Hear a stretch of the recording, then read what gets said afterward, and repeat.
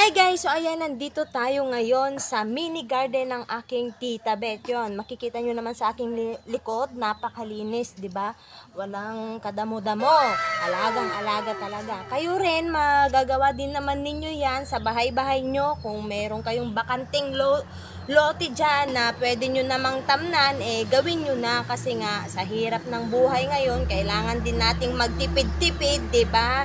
Yan, kung hindi naman kayo masyadong busy sa inyong buhay-buhay, magbanat-banat din naman tayo ng buto. Ganon, no? Tignan ninyo, kumpletong-kumpleto yung kanyang mga pananim. Ayan, hitik na hitik sa bunga ang kanyang sili. Yan. Tapos tingnan ninyo, yung iba niyang mga mga gulay. Mapakan mo. Mga gulay. Alagang-alaga sa dilig. Ay, sana all nadidiligan.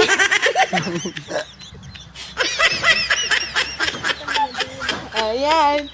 Oh, dito. Tingnan natin. Tingnan nyo, may talong. O, may talong. May pitsay. O, may pechay din. O, may sile. May okra. Pinya. Meron ding pinya. O, meron akong second voice. May pinya. O, yan. Tingnan ninyo, guys. O, diba? Yung mga nakasako-sako na yan, mga kanyan, mga talong, okra, ganun, sili. Kasi kinakalaykay ng mga manok yan. Ganyan naman talaga yung mga manok kung nasaan yung pagkain, nandun sila parang ikaw. What? Yeah. What the fuck? Ang hilig mo kasing tumuka, kahit hindi naman sa'yo.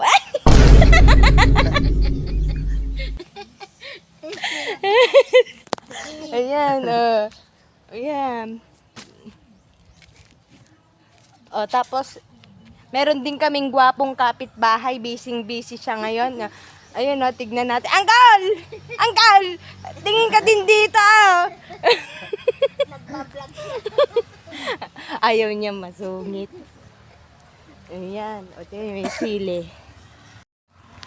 Ayan. Tingnan nyo, alagang-alaga sa dilig.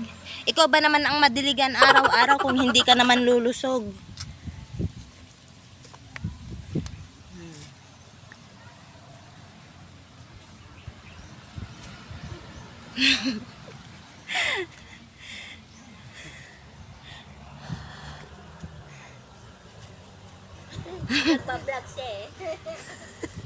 Umalis siya, umalis. Ha? Ha? Ano daw? Ay, bilangin ko.